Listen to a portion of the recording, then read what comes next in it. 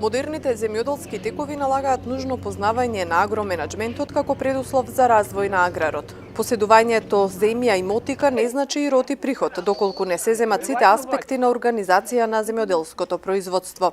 Експертите сметаат дека клучот на успехот е во примената на овие техники. А тоа е од причина што веќе знаеме дека во земјоделието менаџирањето е, да кажеме, на прво место, затоа што не може туку не е едноставно само да се земе мотиката во рака и да се земе да се стапи на терен, да се работи, туку треба да знаеме и да го организираме тоа производство. Кога збориме за организација на производство, треба да тргнеме од нула, па да продолжиме до крајниот производ кој што треба да го пласираме на нашиот пазар.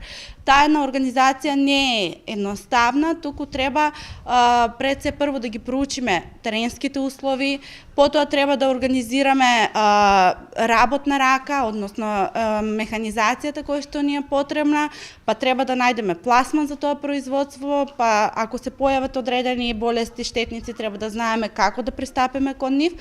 И на крај да го пласираме тој производ.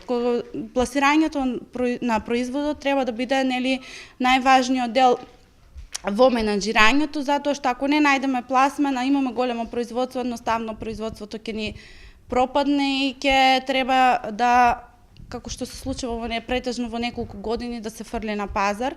Професор Дончева истакнува дека агроменаџерите може да работат индивидуално или пак својата експертиза и знаење да го пренесат и практикуваат преку специјализирани компании. Вака, како техничар за агроменаџмент, тие што завршуваат може да работат индивидуално, може да работат и во некоја организација. Кога ќе завршат со средно образование, исто така има профил агроекономија, се вика профилот на нашите универзитети, своето образование може да го насочат понатаму, со тоа тие стануваат советувачи на земјоделците. Може да отворат советодавна куќа, да работат на изготвување на програми, на ИПАРТ, други фондови што се за конкуренција, да здобијат финансиски средства. Значи, може и индивидуално, може и во некоја организација да бидат вработени како менаџери за раководење со земјоделското производство. Агроменаџментот последниве години е во пораст за разлика од европските држави, каде што многу порано почнало практикувањето на знаењата на техничарите од оваа струка.